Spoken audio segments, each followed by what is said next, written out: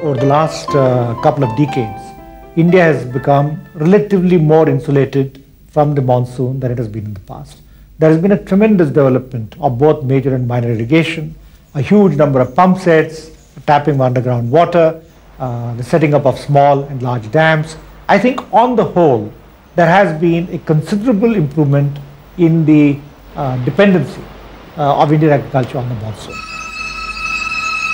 Famines and hunger, which were regular features in India, are now more the exception than the rule. And even when they do take place, they are contained. And a country which once had to rely on the shiploads of PL480 food grains, which arrived from the USA to feed its people, thanks to the Green Revolution, can now boast of surplus food grains.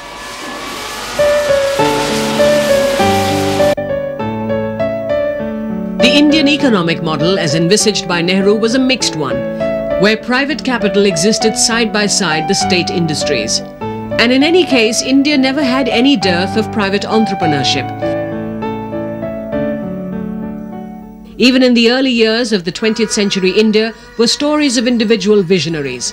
One such was a Parsi man whose forefathers had landed in the coast of Gujarat, escaping religious persecution. The genius of Jamshedji is that he alone in his time understood the full significance of the Industrial Revolution in the West and of its potential for his own country. The township in Bihar, which bears his name, is testament to the foresight of this entrepreneur. Successive generations of this family bearing the name of Tata have become synonymous with industrial progress in the country.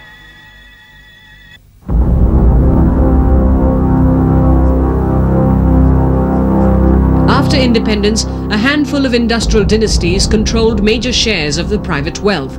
But private wealth was viewed with a degree of suspicion. Industrial laws during these days were essentially devised to regulate and control private industries. The acts were designed so that economic power was not concentrated in the hands of big business alone, but an array of controls, permits and licenses only helped generate an unhealthy nexus between the politician, the bureaucrat and the industrialist. For most observers, it was evident that by the mid-70s and late 80s, the license quota Raj, as this era was dubbed, had contributed to distortions in the system. Indian trade and business is like water. Water always finds its way around barriers. And if it cannot find its way around a barrier, it goes underground. So that's what happened in India. When we found controls to be terribly excessive, Indian industry and trade began to go underground. We developed a large black economy. We began to develop a huge overseas economy, which nobody knows about. The IMF has estimated that over $100 billion of Indian money is lying outside. The country's economy had become stagnant and fiscal crisis was reaching alarming proportions. Experts argued that the economy needed to be given a shock therapy if it was to respond to the challenges. There was already a contention that Indian economy must shed its shackles, that it was time it should dovetail itself to the global system.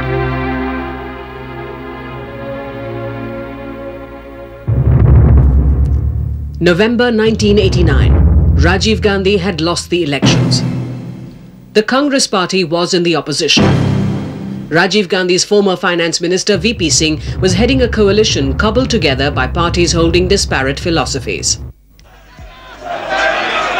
By the end of 1990, the BJP, an electoral ally of VP Singh, decided to launch a nationwide Rath Yatra, a chariot pilgrimage in support of building a temple in the disputed Babri Masjid site at Ayodhya.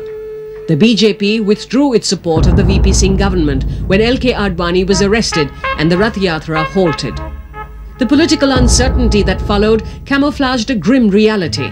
Economists explain that over the past 40 years, a series of debatable economic decisions had led the country to the brink of financial collapse.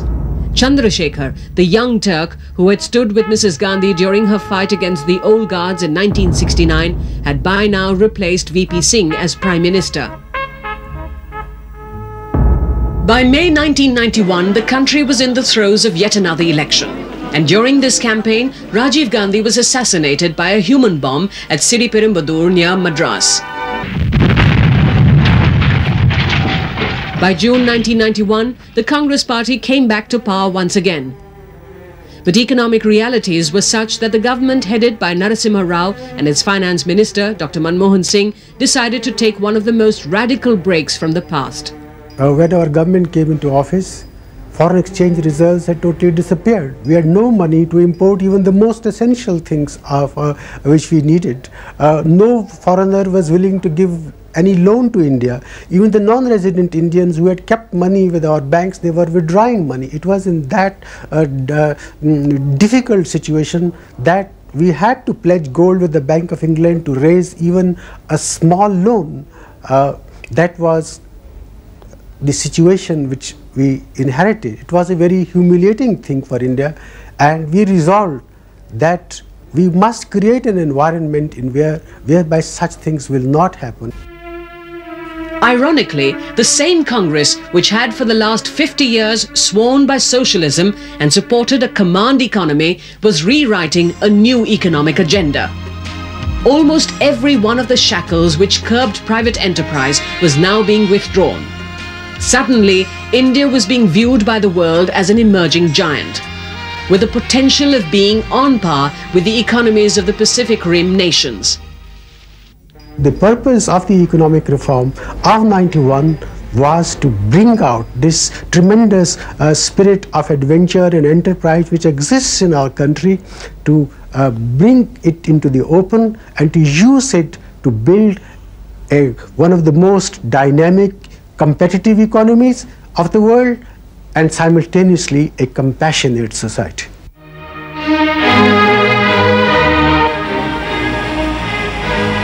By 1995, these cars rolling out of a state-of-the-art factory near Noida in Uttar Pradesh symbolized one other facet of India's economic profile. Economic historians contrast this with these advertisements appearing in Indian newspapers in 1947 for bicycles, most of which were cobbled together from imported elements. 50 years later, in 1997, in these modern factories, cycles are manufactured by the thousands to be exported all over the world. A village near Hyderabad, Pochampalli, is today famous worldwide for the weaves which go to make saris that carry the unique label of its geography. And these modern textile mills in Ahmedabad produce denim material, which makes Arvind Mills the third largest producer of denim cloth in the entire world. In some ways, the narrative of contemporary India's economic growth is fused with this interweaving of the traditional and the modern. With liberalization, a new phase in the country's economic agenda has begun. The unshackling of the economy does not mean that the basic problems facing the country have all disappeared or that they can be wished away. Policymakers are aware that poverty and underdevelopment still have to be fought on a war footing, and that the only economic policy which can truly claim to work is one which can give the material benefits of economic progress to all of its citizens.